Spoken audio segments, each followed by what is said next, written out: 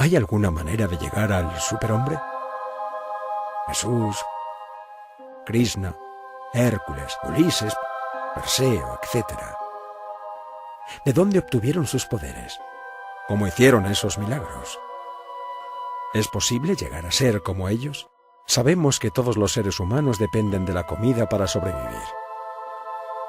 Sin embargo, ¿qué pasa realmente con la comida que hemos tomado? La comida pasiva del plato pasa por muchas transformaciones, refinamientos y sutilizaciones. El ens seminis es también llamado hidrógeno sexual Si-12, o el azogue en brute de los alquimistas. Es incuestionable que todo tipo de comida acaba transformándose en el hidrógeno sexual, o hablando sencillamente en energía sexual. La energía sexual se transforma en otros tipos de energía y gobierna el funcionamiento del cuerpo humano. Por lo tanto, esta es la más importante forma de energía de la que depende el ser humano. Pero hemos estudiado que la comida se divide en sus componentes de vitaminas, minerales, grasas, carbohidratos, etc. Como quiera que Einstein ya demostró científicamente que la materia es susceptible de transformarse en energía y que la energía puede transformarse en materia, E igual a m por c al cuadrado, a nadie extrañará hoy en día que la comida pueda convertirse en energía sexual y la energía sexual pueda convertirse en otras energías. Vean ustedes un pozo de agua en el camino. Con el calor del sol se va evaporando y por último se convierte en nubes. Y en última síntesis en energía, en rayos y truenos, que no es sino otra forma de energía. Lo mismo sucede con el ens seminis, la entidad del semen, el licor seminal, o en otras palabras, el esperma sagrado. Estamos usando la palabra esperma en sentido general para describir la energía sexual de todos los seres humanos. Hoy se tiene la tendencia a considerar al esperma como una sustancia que excretan nuestras glándulas endocrinas. Sin embargo, el esperma es sagrado, porque en él está contenida nuestra verdadera identidad. Es nuestra semilla de la que nacemos y crecemos. Los alquimistas medievales veían en el esperma el vitriol. Dicha palabra deriva de la frase «visita el interior de nuestra tierra», que rectificando encontrarás la piedra oculta. Pero, ¿a qué piedra se referían los alquimistas medievales? A la famosa piedra filosofal. Tal piedra hay que fabricarla. No hay duda de que existen fórmulas para su fabricación. Ciertamente, esas fórmulas estriban en saber transmutar la libido sexual, es decir, convertir el esperma en energía. Si con el ens seminis podemos nosotros dar vida a un hijo, si con el ens seminis podemos reproducir la especie, si con el ens seminis podemos llenar de millones de seres un mundo, entonces, aunque parezca imposible, es cierto y de toda verdad que con el ens seminis, la entidad del semen, podemos darnos vida a sí mismos y convertirnos en verdaderos superhombres o supermujeres en el sentido más completo de la palabra. Hablando desde un punto de vista estrictamente científico, diremos que el esperma sagrado, al no ser eyaculado, se convierte en eso que se llama nodo. Los nodos son energía, electricidad trascendente. Con ayuda de ciertos mantras, la energía sexual asciende entonces por determinados canales ultrasensibles de la espina dorsal hasta el cerebro. Ese tipo de energía se desarrolla y diluye en la masa cerebral, que se halla en la psiquis. Se hace necesario seminizar el cerebro, porque es muy sabido por los hombres de ciencia que solamente está trabajando el 3% del cerebro. El resto está inactivo. Si con el poquito de cerebro que está activo hemos logrado producir cierto nivel de progreso, ¿qué tal si nosotros regeneráramos el cerebro, si pusiéramos en actividad todas sus áreas? Entonces podríamos transformar este mundo, cambiarlo, hacerlo maravilloso. Pero hay que regenerarlo, hay que seminizarlo. Cerebrizar el semen y seminizar el cerebro. He ahí la clave. Es posible seminizar el cerebro. Los grandes músicos de antaño, por ejemplo, Beethoven, Mozart, Chopin o Liszt, fueron hombres que tuvieron el cerebro muy seminizado. Hombres que dieron a su cerebro capacidades extraordinarias. que utilizaron el mayor porcentaje de las áreas cerebrales. Aún Einstein tenía un 10% de su cerebro funcionando. Sin embargo, hoy en día el cerebro humano se ha degenerado demasiado y no nos damos cuenta de ello. Se ha degenerado sencillamente porque durante varios siglos nosotros hemos estado extrayendo de nuestro organismo la entidad del semen. No la hemos extraído únicamente para dar vida a otras criaturas.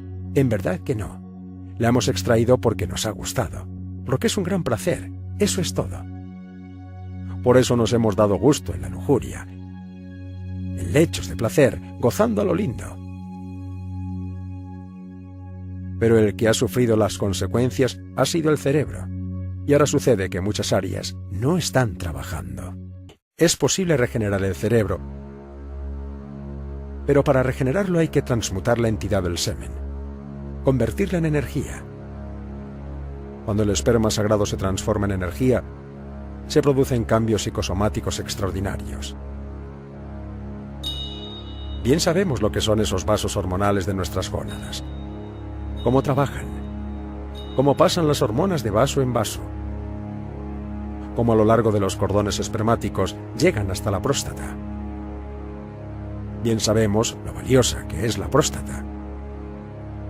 Allí se producen las más grandes transformaciones de la entidad del semen y la creación de hormonas que, por último, entran en el torrente sanguíneo. Las hormonas sexuales, por ejemplo, entrando en el torrente sanguíneo, realizan prodigios. Cuando tocan a las glándulas endocrinas, sea la tiroides, sea la paratiroides, sean las suprarrenales o la timo, etc., las estimulan. Hacen que esos pequeños microlaboratorios produzcan más hormonas. Y esas hormonas producidas por todas las glándulas en general enriquecen el torrente sanguíneo en forma extraordinaria. Entonces desaparecen las dolencias, desaparecen las enfermedades. ¿Saben ustedes realmente qué es la vejez? Posiblemente piensen que esta está relacionada con los años, con el tiempo. Sin embargo, eso que se llama tiempo no es más que una ilusión de la mente. La cruda realidad de la cosa, mis caros amigos, es que hay células que se han dañado, se han deteriorado y se han eliminado y reemplazado por células nuevas. Entonces decimos, es cuestión de la edad, pero es cuestión de células y no de edad. Los hombres comunes y corrientes no dejan ni siquiera un segundo ascender los zoospermos hasta la próstata. Desde las vesículas seminales los eliminan para la satisfacción de sus impulsos brutales. En esas circunstancias, el cerebro se degenera terriblemente por la falta de ascenso de hormonas. No recibe hormonas sexuales y pierde su capacidad de acción. Las facultades latentes en el hombre se atrofian porque no hay estímulo suficiente de las hormonas sexuales. Además, la fuerza sexual es la que produce en el feto el fenómeno de mitosis. Mitosis es la división de las células en la gestación humana o animal. Bien, la presencia de la energía creadora hace que la célula original, que tiene 48 cromosomas, se divida en 2, que las 2 se dividan en 4 y las 4 en 8, etc., formándose así los tejidos, los órganos y demás.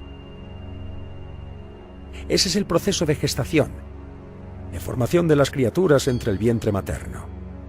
Quiero decirles que las hormonas sexuales activas en la sangre, cargadas de electricidad y de magnetismo, producen en el organismo humano adulto los procesos de mitosis, es decir, nuevas divisiones de células, formación de nuevos tejidos, etc. Así es, desde un punto de vista biológico, esto explica las diferencias entre los jóvenes y los mayores. Un joven produce grandes cantidades de hormonas sexuales, zoospermos por montones. Todos esos zoospermos transformados en hormonas van al cerebro y lo renuevan. Por eso los jóvenes tienen un modo de pensar revolucionario y se abren a lo nuevo, etc.